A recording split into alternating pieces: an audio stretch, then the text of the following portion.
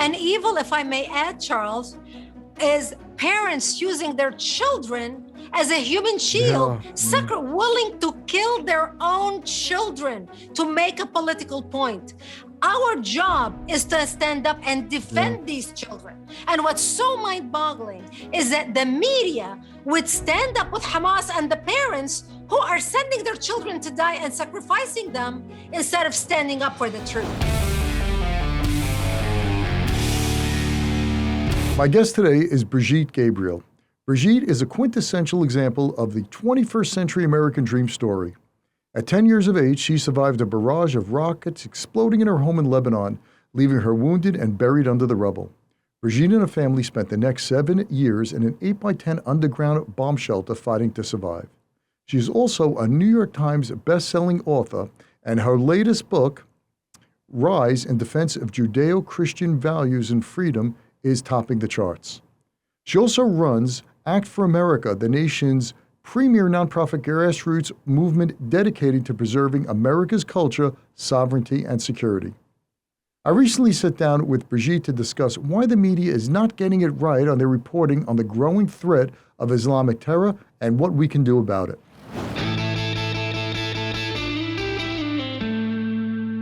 Brigitte, I want to thank you for being on my show. I greatly appreciate it. I want to tell you, you're one of the very few guests that I was really excited about because we're kindred spirits, and we'll talk about that in just a minute.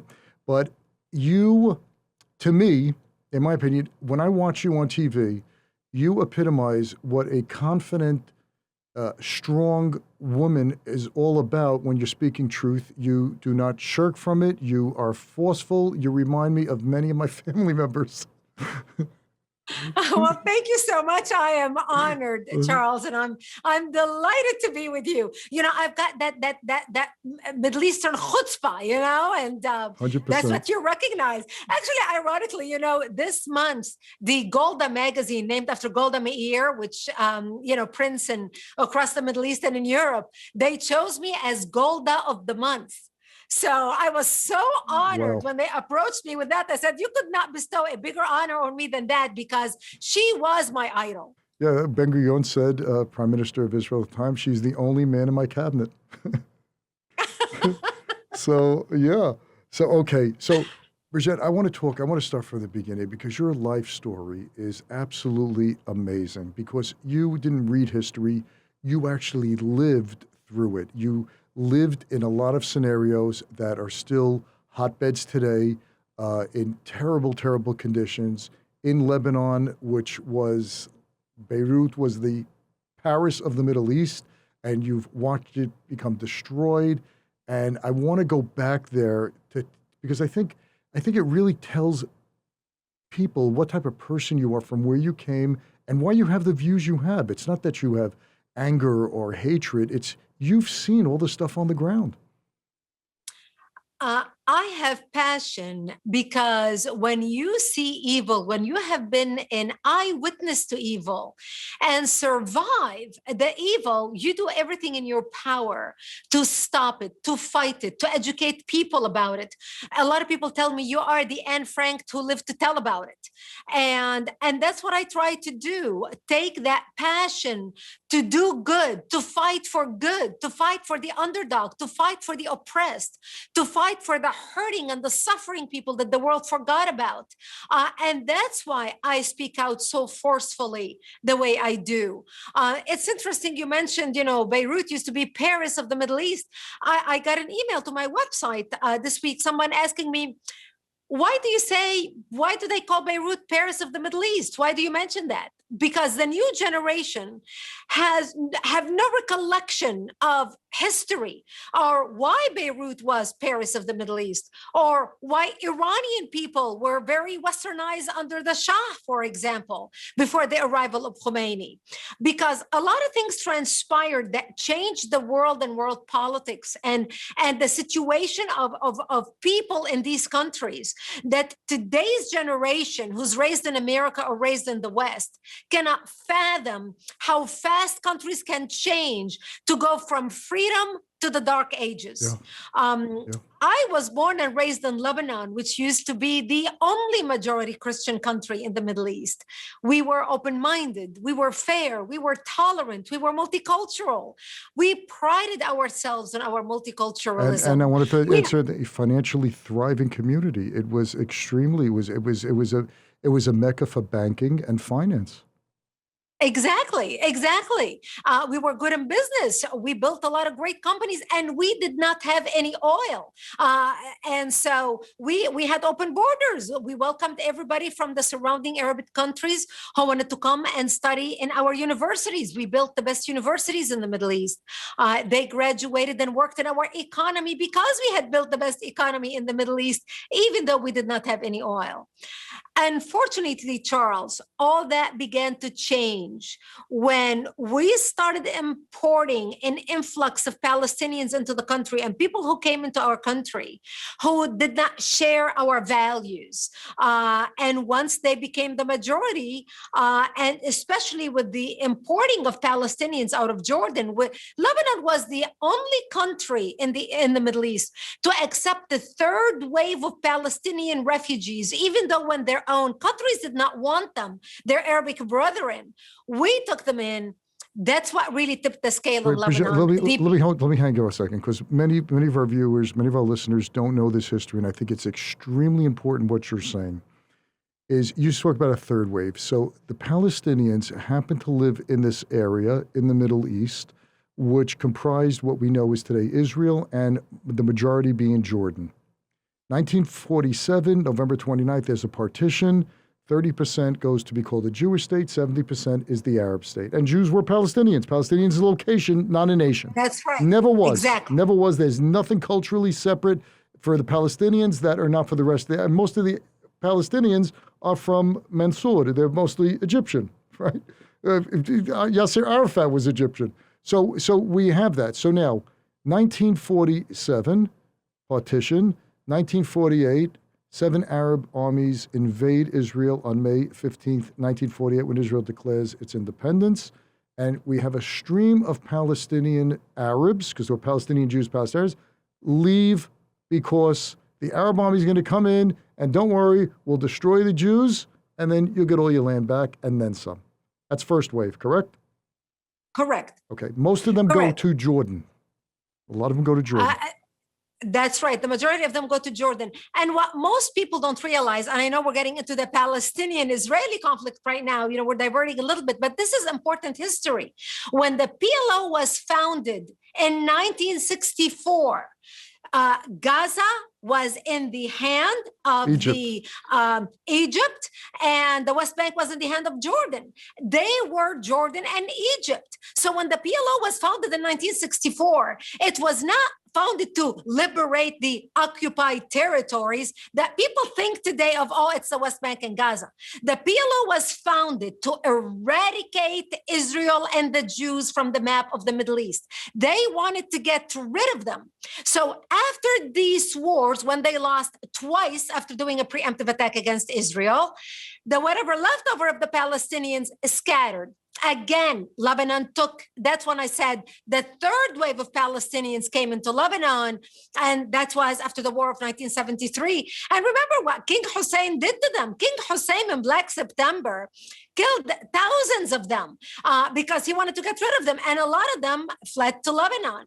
So when they came to Lebanon, by 1975, they formed their own army. That's when the Muslims in Lebanon, as well as the Palestinians, who happen to be majority Muslims, put their heads together, and they created Jaysh Lebanon al-Arabi, the Arabic Lebanese army.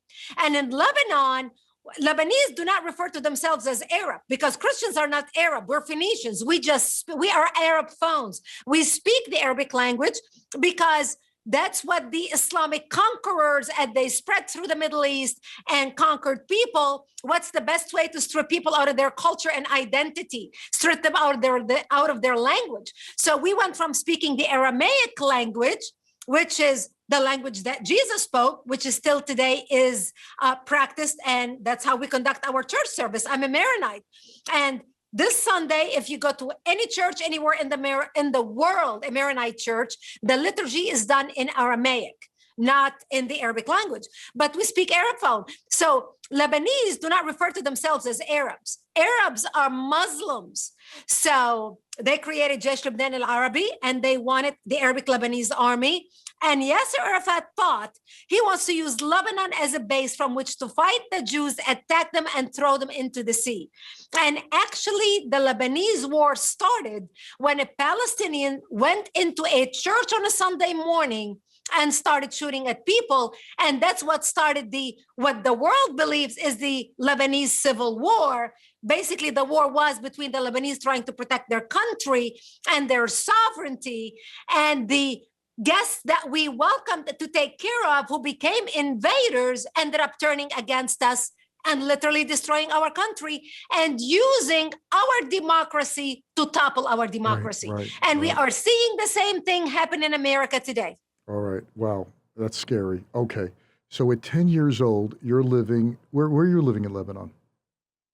South Lebanon. I was born and raised in Marjayoun on the border with Israel, actually 5 kilometers from the border. So 1975 happens. The Palestinians and Muslims began organizing and taking over towns and cities in Lebanon. They started shelling my town. They wanted the army base above my town in order for them to take our town. In the bombing of my home, my 9/11 happened to me when they blew up my home, bringing it down, burying me under the rubble, wounded. That's what changed my life. Was your family in there also? Your whole family, or just you? Me and my parents, we were there. Thankfully, we all survived. I was wounded. I ended up in a hospital for 2.5 months, and later ended up living in a bomb shelter underground in an 8x10 room because our home was destroyed. And to get some food, we would crawl under the bombs and dig out for dandelions because it was the only greenery that we had to eat. Stop 1 second. Right before this unrest, tell me about what your town was, what your parents did, because I want people to listen and understand that this wasn't some backwater area. This was you lived in a very acculturated area. Lebanese spoke many languages, French being one of them, very worldly and culturally adept. Many of them were in high finance and banking when most people were pushing push carts. So could you just give me a glimpse into what that life was? Well, I come from a small town called Marjayoun. Most professions in my town are either lawyer, doctor, engineer. My kids always laugh because I would tell my kids, you've got to grow up to become a lawyer, a doctor, and an engineer. You've got to be a professional. And so I'm an only child to a Lebanese businessman. My parents were married for a long time, unable to have any children. And finally, I was born into their life later in life. And by the time I was born, my father was retired. He was 60. He had taken all his money from his retirement and built a real estate compound. We had a home we rented. My father built a very famous restaurant in southern Lebanon. As a matter of fact, it was the most famous restaurant in southern Lebanon. People would drive an hour just to come to our restaurant and sit outside and look at the Hermon Mountain and eat. I was raised watching television. My father had the first TV in town put in the restaurant, very smart businessman, attracted a lot of people. And I was raised, listening to conversation, eating at my dad's restaurant every night, listening to different conversations around the tables, discussing politics, people vacationing.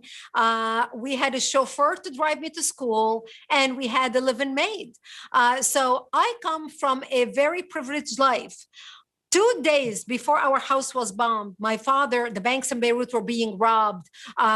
People were being killed. My father went down to the Banque du Liban, the Bank of Beirut, and pulled out his life savings and banknotes because he wanted to flee the country and bring us to the United States, my mom and I. 2 days later, my house was bombed and his money was burned to ashes. He became deaf. The bombing blew out his eardrums. So the only way to communicate with my dad since I was a 10-year-old child was to basically yell so he can hear me. That's how we communicated. And he lost everything.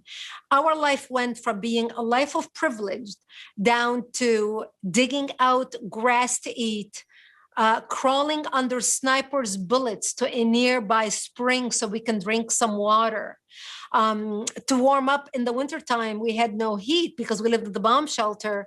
My father would go out of the bomb shelter and break out twigs from the trees in our garden and bring them in, and he would pour kerosene or benzene or mazout on the fire and light it up so we can warm up. And many nights we would huddle around the fire to warm up, and we had an agreement. Whoever passes out first, whoever wakes up first in the middle of the night, will have to drag the other two out and slap on the face, because many nights we would pass out because of carbon monoxide poisoning because we had no ventilation at our bomb shelter. And because we were so cold and we would huddle around the fire, we would just fall asleep. And so we always had that agreement at night. You wake up, you make sure you drag the other two, make sure they are alive and breathing and awake. You don't just go back to sleep. This is how I lived. This is how my life was turned upside down. I remember, Charles, after 3 years of living in the bomb shelter, the first few years we thought, hang on. You lived 3 years in a bomb shelter? I lived in that bomb shelter for 7 years, from the age of 10 till the age of 17, robbed of my youth. 2 weeks into our bomb shelter experience, we thought the world is going to wake up and they're going to see what's happening to the Christians in Lebanon. America is going to come save the Christians. Just hang on, Brigitte. What was happening to the Christians in Lebanon at this time? When you were experiencing this? At this time, yes. There were mass massacres. Killing. They would just destroy. They would just cut. They would kill people. People were being killed. They would kill people. One of the famous massacres in Lebanon in 1976 in the city of Damour, which was a Christian city, they went and the Christians hid in the church. They thought they're not going to do anything to us if we are in a church because they're not going to come to a house of worship. And Muslims and Palestinians came in and massacred everybody. They would go into town. They would massacre children, shoot them in cold blood in front of their parents. In the city of Damour, they even built crosses and they would hang the Christian men on crosses to die. They would not only nail them to the crosses, but they would put honey on their chest so they can be stung by bees. And when they would die, they would bring them down. They would cut a cross on their chest. They would cut the males of the genital and stick it in his mouth. And they would laugh. What ISIS was doing just a few years ago to the Christians of the Middle East and to other people was nothing new. This is exactly what the Palestinians did to the Christians in Lebanon. But the media was located in West Beirut, the area that Yasser Arafat controlled. And nothing came out of Beirut from the press that was not approved by Yasser Arafat. Thomas Friedman writes about it in his book From Beirut to Jerusalem, because that's why the world was not hearing about truly what was happening in Lebanon. And they called it the civil war because the world did not understand. It was like, oh, these people over there, let them all kill each other.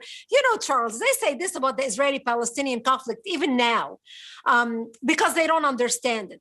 So Christians in Lebanon were being massacred. And we thought the world is going to wake up and hear what's happening to the Christians, and they're going to come and help the Christians in Lebanon. And we waited and we waited and we waited, and nobody came.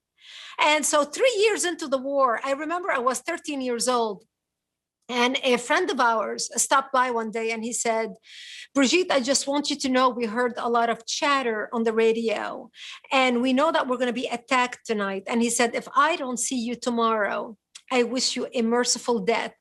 And he gave me a hug and he left. And Charles, I remember at the age of 13, dressing in my burial clothes because I wanted to look pretty when I am dead, knowing that when they come to slaughter me, there would be no one to bury me. And I remember putting on my Sunday dress, my Easter dress. It was a blue dress with white daisies. And I remember sobbing, begging my mother, I don't want to die. I'm only 13 years old. Please do something. I don't want to die. And there was nothing my mother could say to me. And I remember sitting in the corner of my bomb shelter And my father started reading from Psalms. I shall walk into the valley of death and fear no evil, for thou art with me. And my parents said to me that night, they said, look, we lived a long life. You're an only child. When they come to slaughter us, we will create a distraction. And we want you to run as fast as you can. Don't look back, just run towards the Israeli border. You see, we lived 5 kilometers from the Israeli border. And we knew if we run to Israel and beg for help, at least the Jews are not going to slaughter us because we had more shared values with them than we had with the Muslims. Thankfully, Charles, I did not have to make that difficult decision that night, because that's the night when Israel came in physically into Lebanon and established the security zone and set up artillery bases around my town, around the hills of my town, to protect us from the Palestinians coming in and slaughtering us. And this is how we lived for another 5 years until 1982, when Israel invaded Lebanon. And the reason Israel invaded Lebanon was because Syria at that time was using Lebanese territory to shell Israel. You know, Palestinians and Arabs and Syrians and everybody came from all over the Middle East to fight Israel from Lebanon. So Syria was shelling Israel using Lebanese territories, calling it the Lebanese resistance. We had nothing to do with it. So Israel started working with the Christian Lebanese, working together, helping the Christians take back their democracy and kick out the radical Islamic element that had taken control of the country at that time. Because by the time Israel invaded Lebanon in 1982, we had 11 Islamic terrorist organizations operating out of Lebanon, including the PLO. So Israel came into Lebanon, and that's what drove Yasser Arafat and his cronies all the way out to Tunisia. And that's how we came out of the bomb shelter and back to rebuilding our lives. So you came in 82, you came to the United States? No. In 1982, I ended up going to Israel, actually, because my mother became wounded by a Muslim shell. This is a really important story that I want to share with you. And I know we have a lot to cover in 40 minutes, but this is an important story. As Israel was invading Lebanon, my mother became wounded by a shell exploding in front of our bomb shelter by Palestinians as they were retrieving, just shelling us frantically. We had to take her to Israel for treatment because we didn't have anything in our hometown. The hospital was bombed out. We had only one room in our hospital that Israel had fixed and equipped with one doctor and nurses to give first aid to people who were wounded so they can make it until they get to Israel. So before we left to take my mother to the hospital, my father gives me $60. He said, here is some money in case you need it, knowing that we're going to go to Israel. We go up to the Lebanese bombed out hospital, to that room. They give my mother first aid. They put her in an Israeli donated ambulance who drove her from the Lebanese location of a hospital to the Israeli border on her way to an Israeli hospital. The driver was a Lebanese driver who actually knew my parents. We raced to the border, a 10-minute drive. We get to the border. They take my mother out on a stretcher from that ambulance and put her inside another ambulance to drive her to Itzfat, which was the nearest hospital that could take care of my mother's injury. The Lebanese driver walks around the ambulance and asks me, he said, do you have any money for the fee for the bus ride, for the ambulance ride? And like an innocent girl, I pull all my money out of my pocket and I show it to her because, you know, when you're 17 years old, you're not going shopping, you know, at the mall. And so I hand him all my money and he looks at it and he says, give me 30, which was half the money I had. I thanked him very much. I gave him the $30 and I got inside another Israeli ambulance and we drove to Itzfat hospital. This time, the driver was a Miluim. He was an Israeli soldier called in just 12 hours prior, and he was giving us the ride. Wait, hang on one second. Miluim he was on reserve. He was on reserve duty, an Israeli right. Civilian who was now doing military duty. Correct. So we're driving to the hospital. He's listening to the radio, and I'm watching all these tanks getting ready to go into Lebanon. And he's explaining to me, you know, how far Israel has advanced into Lebanon, you know, what he was hearing on the radio. He treated me with such love and kindness. It was amazing, made me feel very much at ease. We get to the hospital. Out in front of the emergency room. They take my mother out on a stretcher into the emergency room. And I walk around the ambulance to pay the Israeli driver the fee for the ambulance, thinking, my gosh, if the 10-minute ride cost me 30, I'm sure I don't have enough money. So I walk up to him and I said, how much do I owe you? Nothing. And he said, he looks at my money and he says, what is this for? I said, this is the fee for the ambulance ride. He said, oh, no, you don't owe me any money. This is a free service from us to you. You keep your money and you take good care of your mother. And I wish her a speedy recovery. And it was nice meeting you. Take good care of yourself. And I couldn't believe my ears, my eyes. I thought to myself, what a kind man. What an ethical man. This man could have taken my money and I would not have known the difference. Actually, I would have been thankful that, he only wanted $30. And then I became angry because I realized the Lebanese driver who actually knew my parents basically robbed me. That was my first lesson in the difference between the Arabic culture and the Israeli culture. We get into the hospital and there were hundreds of people wounded on the floor of the emergency room. Palestinians brought in from Lebanon, Christians brought in from Lebanon, Muslims brought in, Israeli soldiers brought in. And it was a war scene. And the doctors treated everyone according to their injury. They did not see nationality. They did not see politics. They did not see religion. They saw people in need and they helped. The doctor treated my mother before he treated the Israeli soldier laying next to her because her injury was more severe. It was an amazing thing, Charles. I spent 22 days in that hospital in Tzfat. Those days changed my life, changed the way I watch television, changed the way I listen to information, because I realized I was fed, Arabs are fed a fabricated lie about the Jews and Israel that is so far from reality. And I vowed I had to go back to Lebanon because I'm an only child and I had to take care of my parents. But I vowed that one day I will return to Israel, that one day I would live amongst those people. These are the characters I wanted to adopt. This is exactly how I wanted to be. And I ended up moving back to Israel in 1984 and working as news anchor for World News based in Jerusalem. I worked in Binyanei Hauma, the nation's building based in Jerusalem in JCS Capital Studios. My book is a must read. My first book is titled Because They Hate. It's a New York Times best-selling book. And it details my life story and how I ended up in America.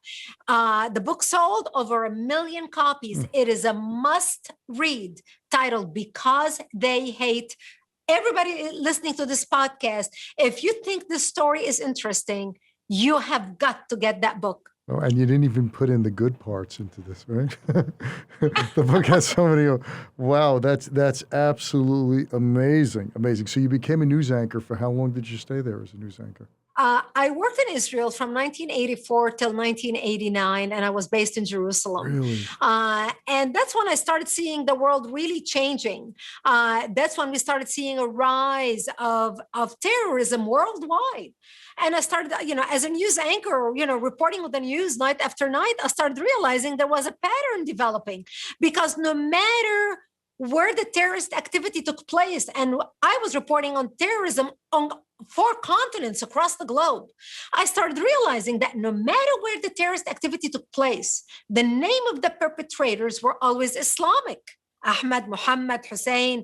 The name of the victims were always Westerners, Christians and Jews. Terry Waite, Terry Anderson, Colonel Higgins, Achille Laura, the TWA, the Pan Am flights. I can go on. And I started realizing really quickly that what I used to think was a regional problem between a radical Islamic Middle East trying to expel the minority Christians and Jews, kill or expel the minority Christians and Jews, had become a worldwide problem. But the world was not paying attention. The world did not connect the dots. I came to the United States by marriage in 1989, and I thought I left all the crazies behind. I wanted to build a new life in the United States, and I did. I started my own business. I started a television production company, working 6 months out of the year and enjoying the good life with, I have 2 children, with my children, playing mother and enjoying the perks of the entertainment industry until 9/11, 2001. 9/11, 2001 was a defining moment for the United States. It changed the way we live. In 2001, we all did the same thing.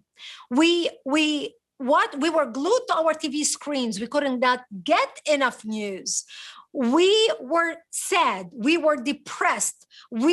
Some of us cried. We could not believe someone could hate us so much that they would use airliners as human missiles and fly them into skyscrapers. We all did the same thing. It was a defining moment to our nation, but it was especially a defining moment for me. That day, my kids came home from school. And of course, I didn't tell them what had happened.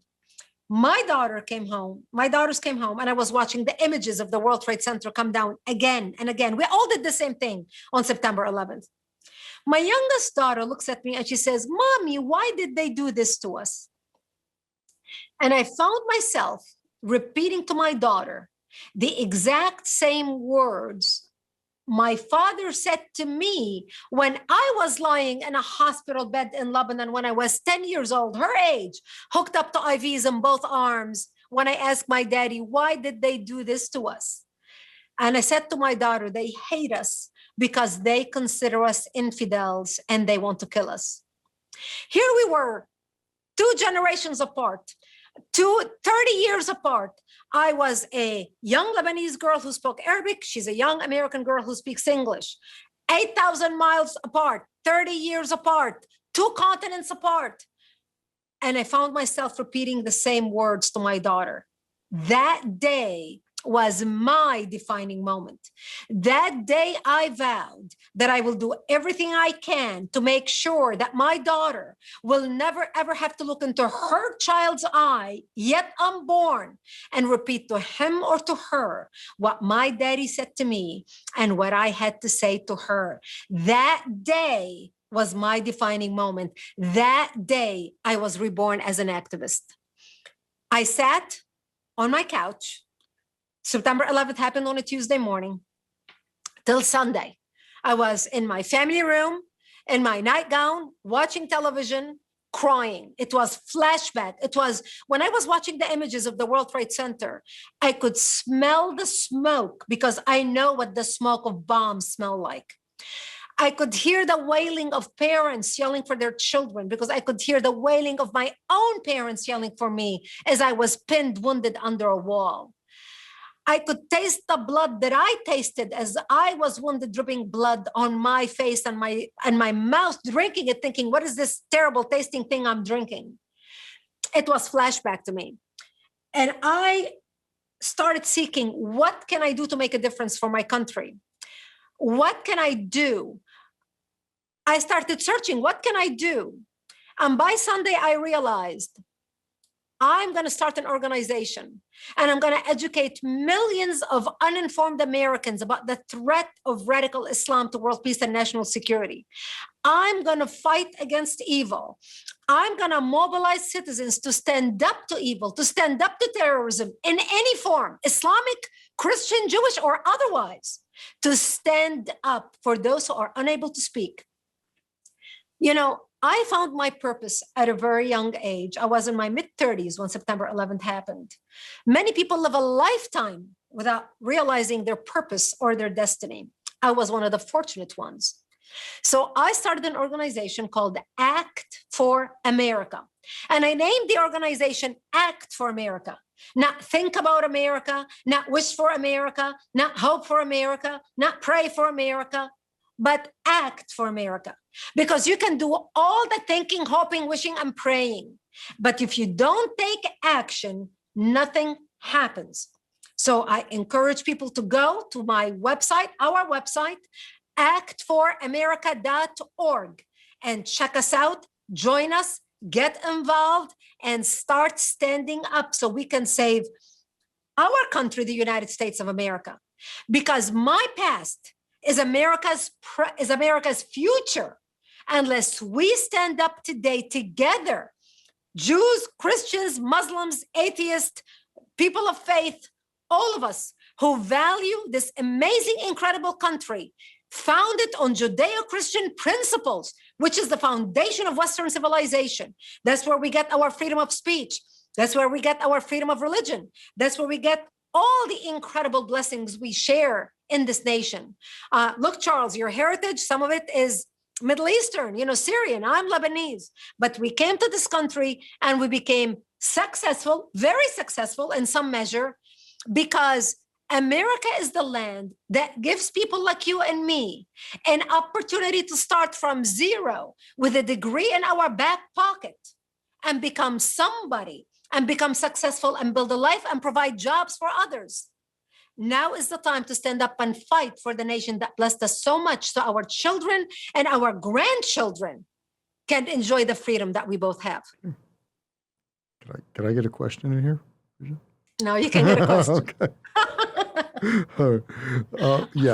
Look, your life is a history of what actually happens instead of hearing it through news reporters or newspapers. This is the reality of it.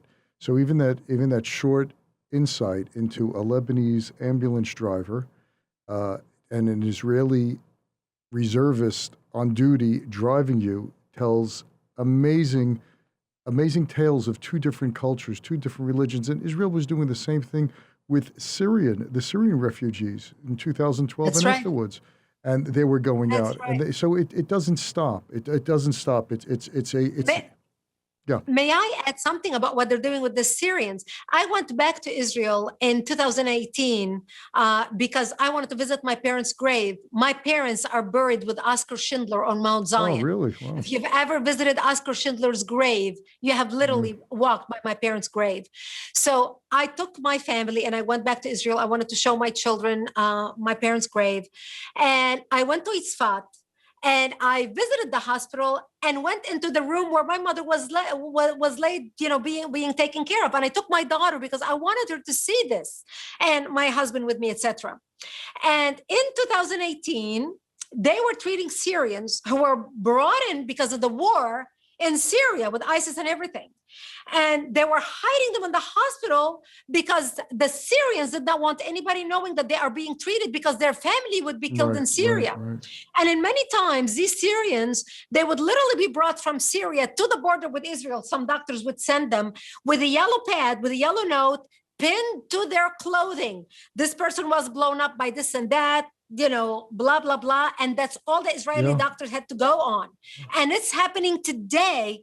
And the world doesn't want to talk about it. The world doesn't want to acknowledge it. And when the Israelis bring it up, the world doesn't want to listen. I bet when Hamas was sending rockets from Gaza, Hamas members' families were being treated in Israeli hospitals.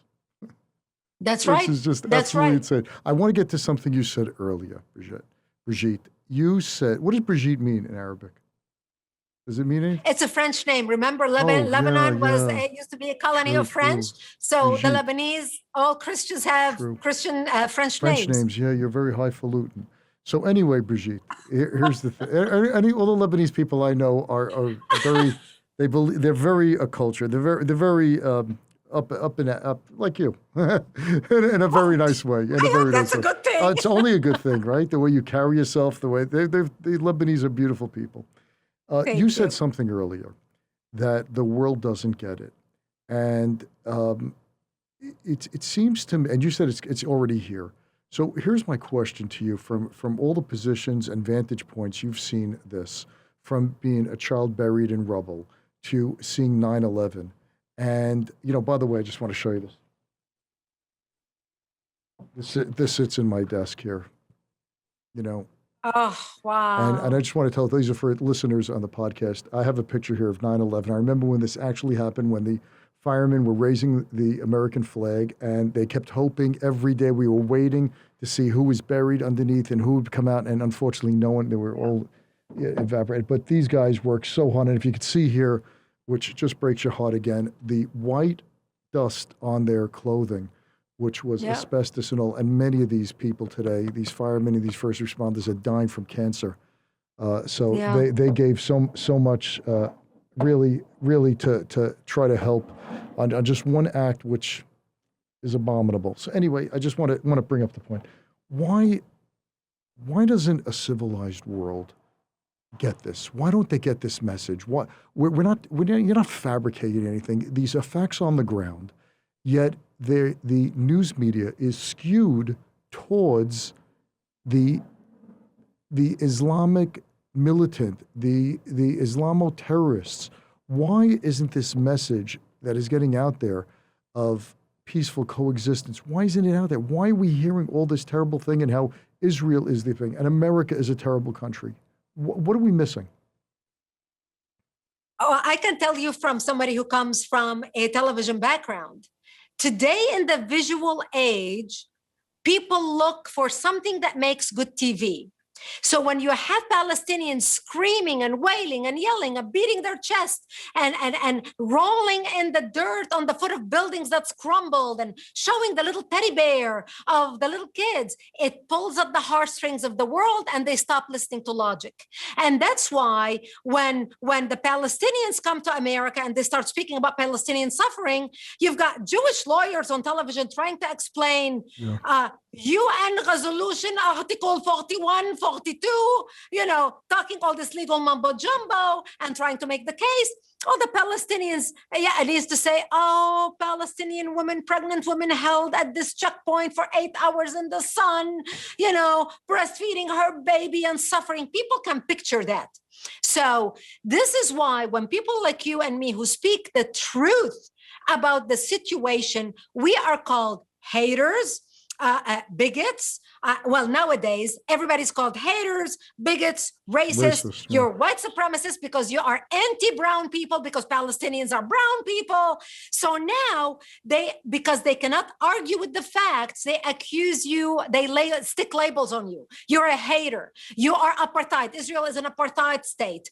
Israel is the oppressor. They use buzzwords, but they don't explain anything. They just call you names. So today, when you Google people who are speaking up in defense of Israel or in defense of what's happening on the ground and identifying evil, people like me, we are called haters.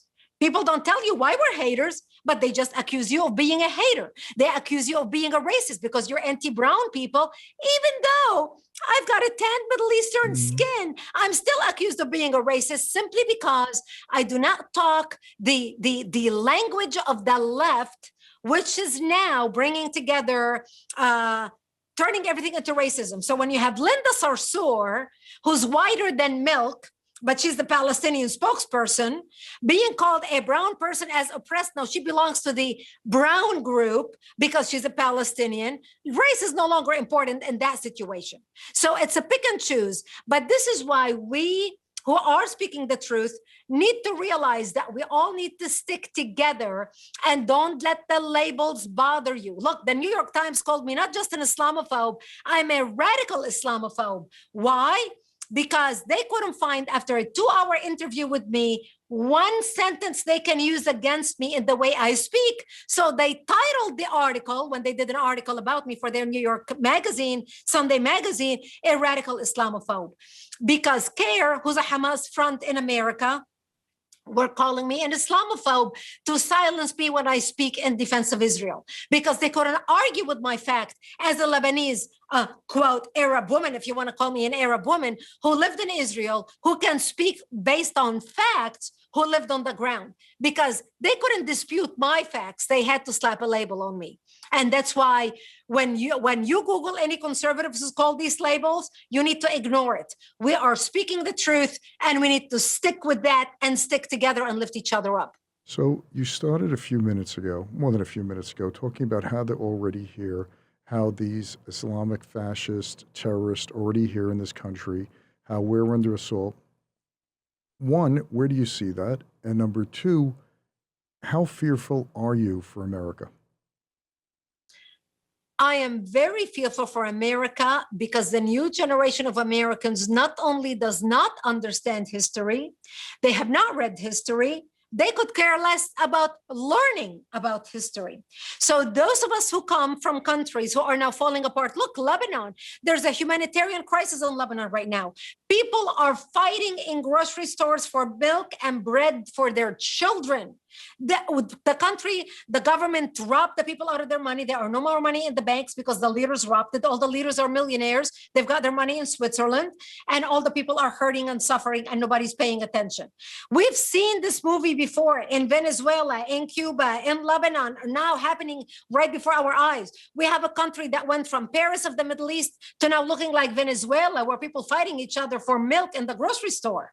And so when I see people in America calling for socialism, when I see people in America marching for Marxism, when I see people in America condemning people like me who stand up for capitalism, which is what made this country great, standing up for small government, free thought, free speech, I may not agree with the way you think about something, but I would die fighting for your right to say it, even though I don't agree with it, because that's what made America great. Let's debate idea and let's the best ideas win. Right now, the left is trying to silence us, and they are using language to scare us into silence. When you have Google, Twitter, Facebook, Instagram, everything, they control technology and they are silencing people like you and me. That's a problem.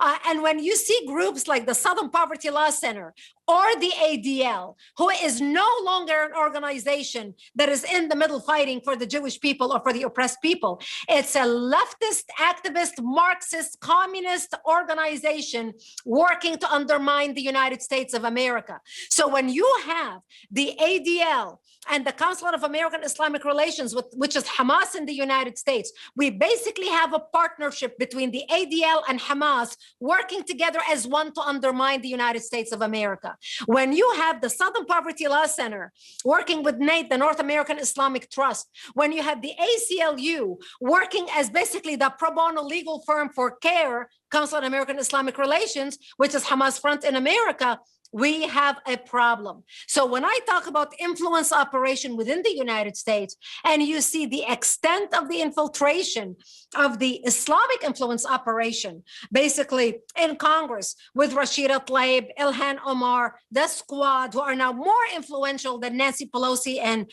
Chuck Schumer, with millions of followers, we have a problem. We have infiltration. Brigitte, have you ever reached out or spoken to Ilhan Omar or Rashid in any context, in anything? Because here they're zero.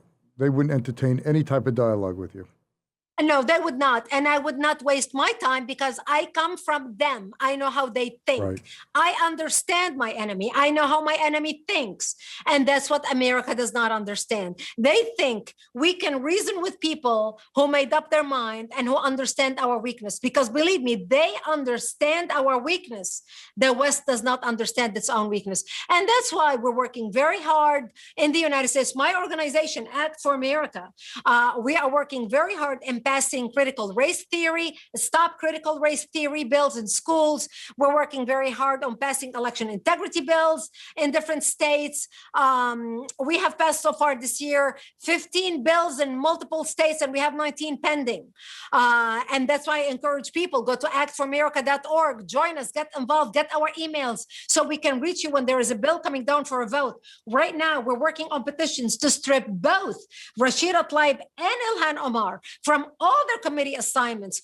I don't believe someone like Ilhan Omar or Rashida Tlaib should be serving on any influential committees or any committees that have to deal with national intelligence, Department of Homeland Security. They need to be stripped of all these positions. Foreign Affairs, Ilhan Omar is on the Foreign Affairs Committee? It's all same thing.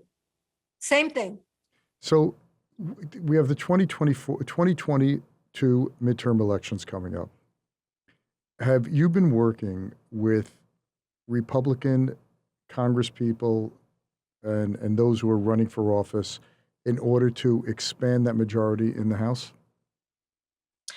Absolutely. I am a political activist as a person, not as the head of an organization. We can educate as a nonprofit, but as a person, I use my platform to mobilize and organize people to meet with their elected official.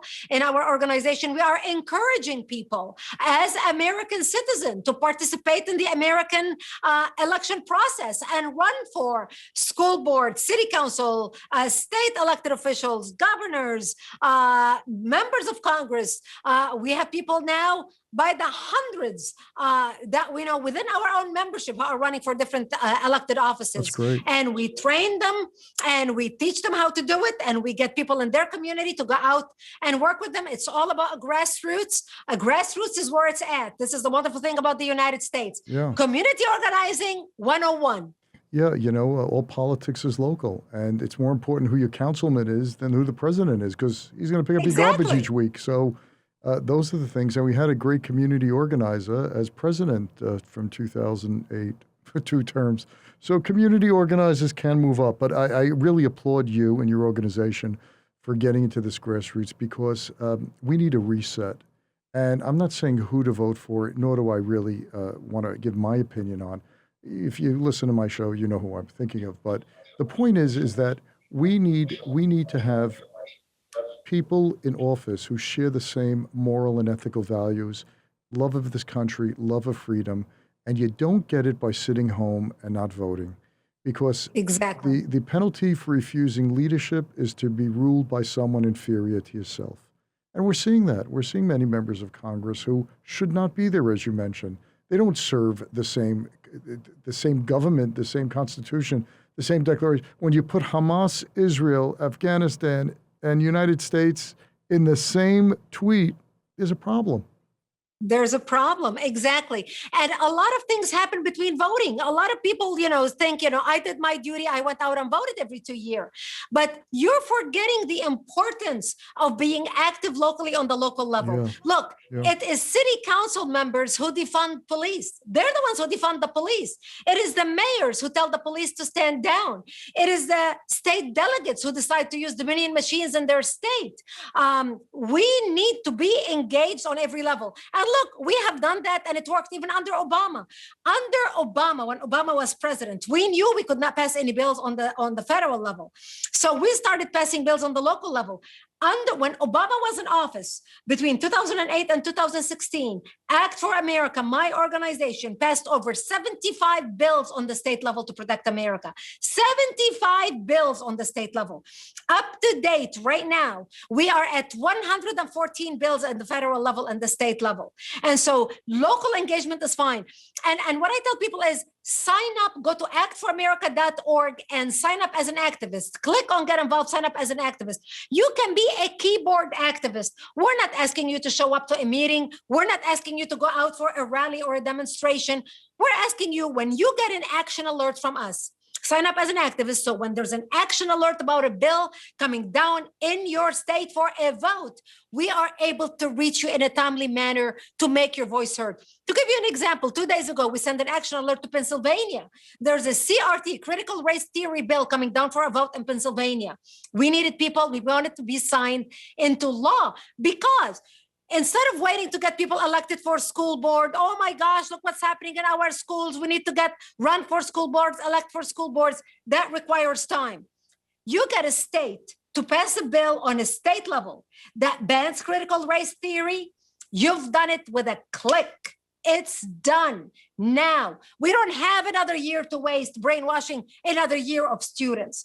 And so that's the importance of signing up to get our emails and signing up as an activist so you can be engaged. And by the way, let us know your address when you fill in to sign up as an activist. Don't just give us an email. I will not know whether you live in Pennsylvania or Colorado unless I have your address. So if there's a bill coming down for a vote in Colorado and I don't know you live there, you're not going to get notification about any bill coming down for a vote in Colorado. I say this, Charles, because I know we have a lot of people listening right now on podcast nationwide. And I want to make sure they understand the importance of local activism and activism in a smart way. And that includes being able to reach you and know where you are so we can reach you. No, you hit the nail on the head with school boards. federal judges, on the state level, on the municipal level. It's more important who my mayor is than who's running the country. And That's unfortunately, right. it's de Blasio in New York, so we got a big problem. But hopefully that'll change. Brigitte, I literally could have another 4 or 5 hours talking to you. Well, really not talking to you, listening to you talk to me, which is beautiful because you make my job so easy. I just say one question and I just sit back. So you're a dream, and I want to thank you. I want to thank you. It's such a agree or disagree, folks, with what she's saying. The fact is, she's speaking from passion. She's speaking from a good place and not an evil place. So you can disagree with it if you want, but what's to disagree with? If it's to make this country a better place and to really unify people instead of separate people. And really, there's one thing that Dennis Prager always says. He goes, there's really 2 types of people. There's the decent and the indecent. And it's our job to get rid of the indecent ones, the evil ones, because the evil ones are destroyers. And you can't have a society with evil people. And when I say evil, you can't say, oh, people aren't evil. When people behead, crucify, destroy, simply because of what religion you are or what country you come from, that's the personification of evil. We have to call evil for what it is. And that's why, just on the side for 1 second, why Ronald Reagan is by far, to me, my favorite president. And one defining moment is he was the only person at his time to say, as president, he called Russia the evil empire. Because to call evil during its time evil takes courage. And to call it afterwards, well, during the time he was calling it, it was considered an alternate government. It was a different thing. No one would, when he crossed it out 3 times in his speech, that they crossed it out, they didn't want him to use it, he kept penciling it in.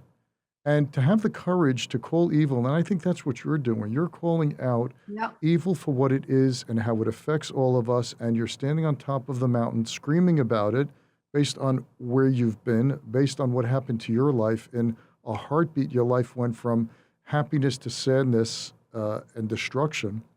In a flash. And evil, if I may add, Charles, is parents using their children as a human shield, willing to kill their own children to make a political point.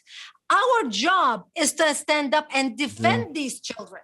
And what's so mind-boggling is that the media would stand up with Hamas and the parents who are sending their children to die and sacrificing them instead of standing up for the truth.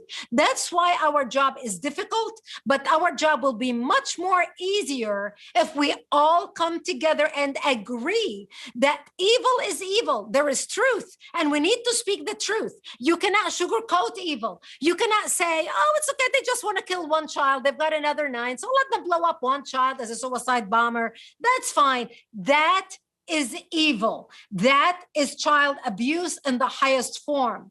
When I face my creator at the end of my life, I want to be able to say, I stood up for the weak. I fought as hard as I can against evil and for justice. And for me, that is so important to pass on to my children so they will understand the importance of standing up and speaking the truth. Because if good men don't stand up and speak out, evil dwells. And it's not going to happen in my lifetime. I will not be silenced, and neither are you. And that's what I love about you, Charles. Thank you so much for having me with you and having the courage to have a strong woman like me who's not afraid to speak the truth to come on your podcast.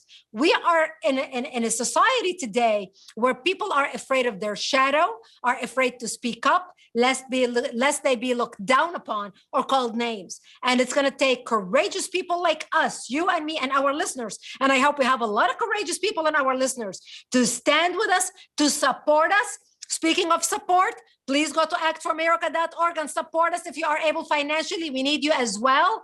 The left has Soros. We don't. We need you. So together we can fight, and we can fight smartly to win this war for truth. Brigitte, I don't know how to even add to that, so I'm going to stop here. Could you come on again when we have more time? We'll have a whole.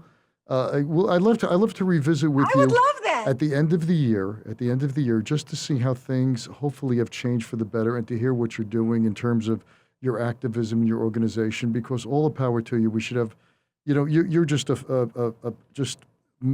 just good force, just continually pushing forward. And And you're up against a tremendous opponent. You know, you're up against billions of dollars that are calling you out, threatening your life, threatening your family, threatening everything you're doing. Character assassination, Yeah. ruining my reputation, because that's what they do when you speak up in defense of truth. Yeah, beautiful. Brigitte, thank you so much for being on the show. God bless you, and continue as you get stronger and stronger. If even that's possible, I think you're at the top. So I look to you and I say, wow, I got so much more to do.